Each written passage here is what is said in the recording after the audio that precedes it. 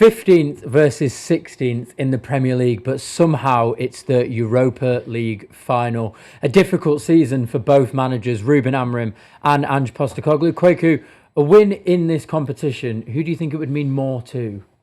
I'm stuck between a rock and a hard place here because I'm supposed to, as a Chelsea fan, I'm supposed to have a disdain for Spurs, but throughout my time growing up watching Chelsea, Spurs were never a threat. I think that Manchester United have an opportunity to springboard off the back of winning the Champions League or winning the Europa League. They are still Manchester United. They are still a huge draw. We see it in the Europa League. When teams come to Old Trafford, they freeze because despite how poor they've been in recent seasons, they're still a behemoth of a football club. And I still believe in Ruben Amorim as a manager. I think Spurs, if they were to win this Europa League and qualify for the Champions League, they'll be very happy that they won the trophy. Daniel Levy will be very happy they qualified for the Champions League, but I don't expect them to go on next season and become a force. And so I think it's more important for Manchester United. Jim Ratcliffe's made everybody acutely aware of how little money Manchester United have got. Amorim, we all know, needs his players to succeed at the football club. So I think if Man United were to win this competition and qualify for the Champions League, it will have more of an effect, a residual effect on their football club than Spurs. I mean, I've always said it. I think one of the most important things about being in the Champions League, as well as just having that financial backing, is the ability to attract the top players. I think, as you mentioned, Man United haven't really struggled with that. I think their wage structure allows them to pay players a lot of money anyway. So even if money is the motivation, people will be inclined to join Man United. I think if Spurs get into the Champions League with that huge new stadium, they can springboard off the back of that really successfully because they probably do have quite a lot of money to spend because they haven't spent a huge amount. They also have a new stadium. They live in London, which is a huge draw. And to be in the Champions League will allow them to get better players. But I'm not sure that many players after the back of this season would actually want to play for Spurs, having seen what's gone on, and especially if Ange Postecoglou is the manager there.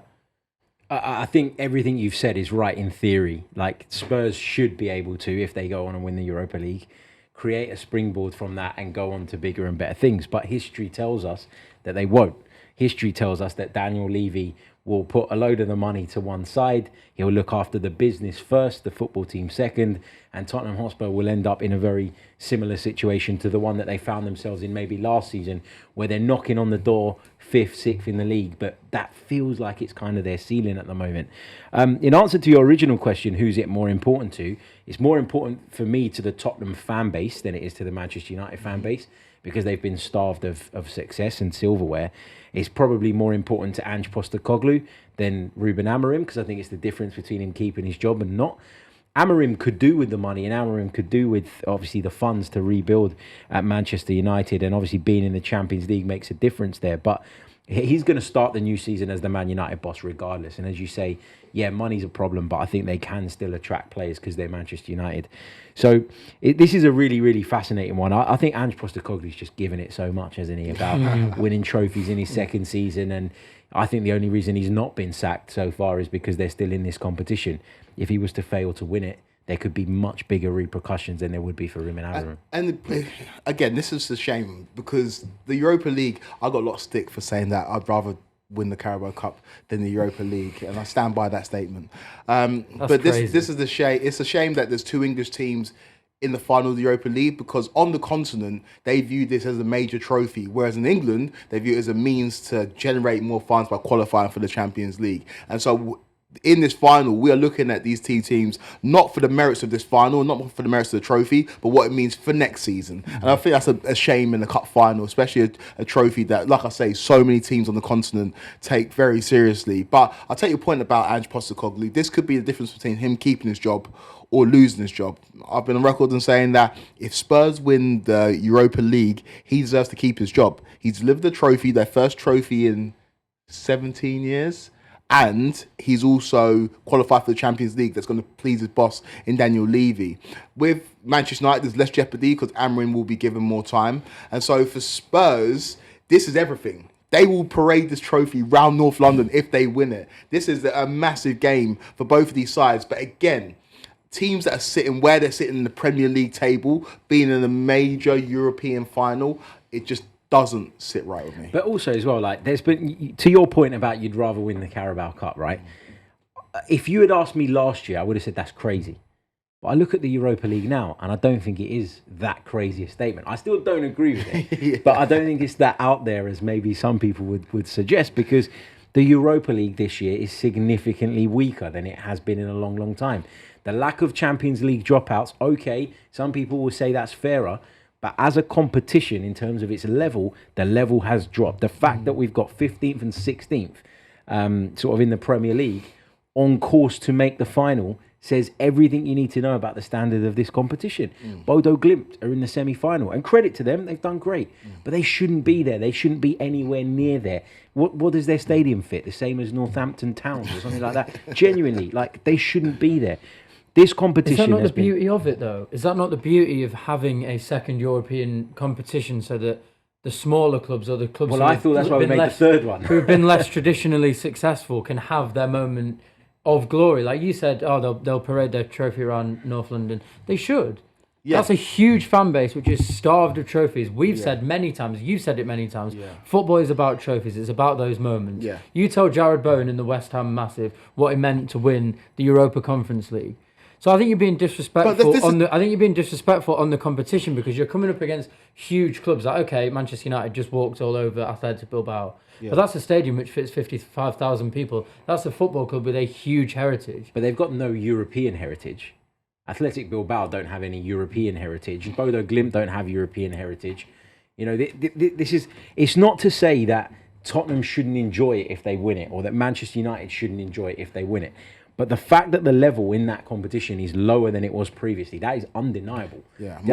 You look at the teams that are in it, it's as simple as that. Like, my viewpoint on it as well is that, like, I think it's almost embarrassing if English teams with their vast amounts of wealth and financial power, if they're in it, they should win it. And maybe I'm biased because every time my team Chelsea have been in a secondary or tertiary competition in Europe, they've won it. In 2013, they won it under Rafa Benitez.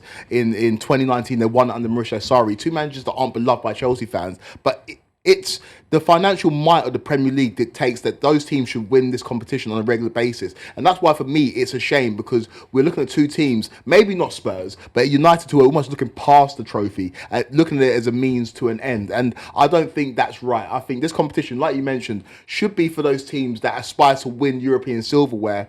For United, that's not that. For United, this is a completely different case. It's trying to get in the Champions League. I think for Spurs it is. And I think the fact that it's two Premier League teams makes it an exciting tie. The fact that Manchester United have quite a poor record against Spurs also makes it quite an interesting tie. Where do you actually see the game going? It's sod's law, right? The Spurs have beaten Man United twice already this season. In the final, I think I'd take Manchester United. Spurs, for whatever reason, don't give you the sense that when it's the high leverage moments, they can come through. Manchester United, I know they made a pig zero of the game against Lyon, but they managed to find a way. Over the last couple of seasons, I know Ten Hag's first season was decent, they finished third, but they won a trophy as well. They won the League Cup last season, in a very poor season for Manchester United, their poorest in Premier League history up until this season. They still won the FA Cup against City in a very good performance. For some reason, Manchester United find a way and Spurs find a way to lose games. They are an accident waiting to happen. And for me, if I have to pick a winner in this final, I'll go Manchester United. If you ask me about the X's and O's, I think Spurs are actually quite suited to play Manchester United, and we've seen it this season. But it's predicated on fitness. It's predicated on Van de Ven and Romero being fit, Doggy and Porro being at it, and being able to exploit those wide areas, because I think you've got wing-backs who don't quite understand the remit of the job right now. And if a Doggy and Porro can invert and also go on the outside, then it can make those defenders think twice and also bring across that third centre-back into no man's land, and it can allow players like Kulusevski to operate in the pocket. So X and O's wise, Spurs match up quite well with Manchester United. Heritage, history, I think Manchester United have got the edge. I'd go with Manchester United as well because of that history, and as good as Ange Postecoglou's sides are to watch, and they are entertaining. Let's not deny that they are entertaining. They have got some good attacking players, and they can score goals.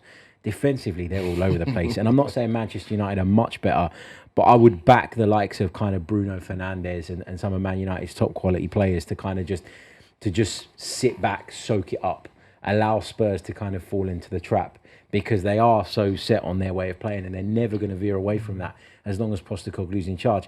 And I just think having the best player across the two teams in Bruno Fernandes makes the difference here. I mean, I've made no secret of my love or admiration for Ange Postecoglou. I think they've had a difficult season because of injuries. I like the way he plays football. I like what he did up at Celtic. That's probably more to do with my heart than my head.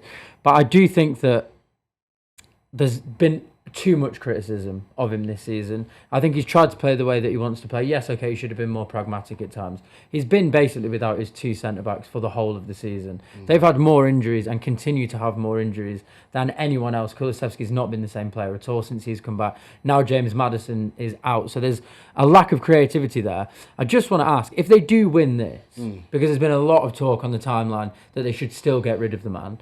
If they do win this, does that make him one of Spurs' most successful managers of the last 10, 20, 30 years? Or is this just a competition which, as you've said, is so second-rate now that it doesn't really matter that much and he still should be sacked because they're 16th in the league table? Well, by the facts of the matter, yes, trophy-wise. But if he was to win this competition and leave Spurs in the summer, no one's putting them ahead of Pochettino. No one's putting them ahead of Harry Redknapp. And that's even with the trophy. Obviously, he goes ahead of one day Ramos because Spurs fans don't have any affinity for him, despite the fact that he won them the trophy in 2008, the League Cup. But I would disagree with you in terms of being too much criticism. Spurs lost 19 league games this season. Spurs are on track to lose over 20 league games. That is unacceptable. I'm on record saying that he should keep his job if Spurs win this trophy because he's hit his targets and he's qualified for Champions League and he's won a trophy. But the criticism has been just, and he's brought some of it on himself. The way he deals with the media, the way he sets up his team, the amount of losses, it's not been good enough. But he's got an opportunity to fulfill what he claimed a few months ago. I always win something in my second season. Go and do it.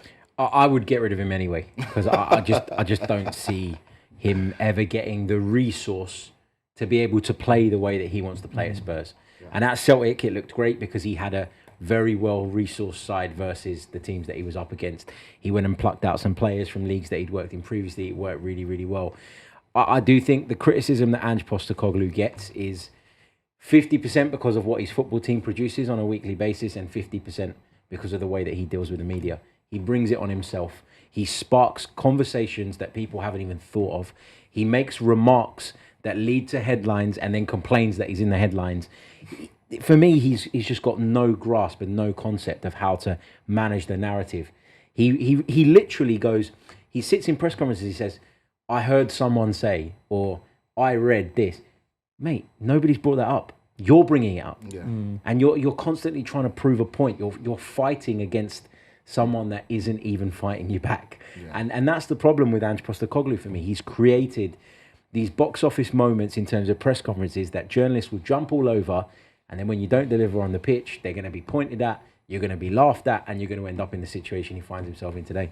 Well, I love him, and I hope they win, but it's going to be a very, very difficult game for them. Obviously, Manchester United have that heritage. They know how to play in cup finals, and as you mentioned before, they've got Bruno Fernandes, who's probably in the form of his life. How do you see the game going? I think Manchester United win it. If indeed they meet, I think United win it, and I think that United will take a big step forward with this. I think it's kind of what they need to kind of get the Ruben Amorim era underway, because they need that financial injection from the Champions League. They probably need that confidence as well as a group, because they've been devoid of that all season, and it must be really difficult to keep the spirits up. So yeah, I think Man United win it, and I think as we've already discussed, for me, they're the ones that can use it as a platform more so than Tottenham. Yeah, I've got Man United winning 2-1 after extra time. It'll be a tight game, it'll be a cagey game. When we see two teams from the same country, two teams from England in the European final, they are normally pretty cagey. But I expect United just to edge out Spurs. Heart says Spurs, head says United. I probably agree with you. I think 2-1 is a pretty sound prediction for that game. Let us know your predictions in the comments below.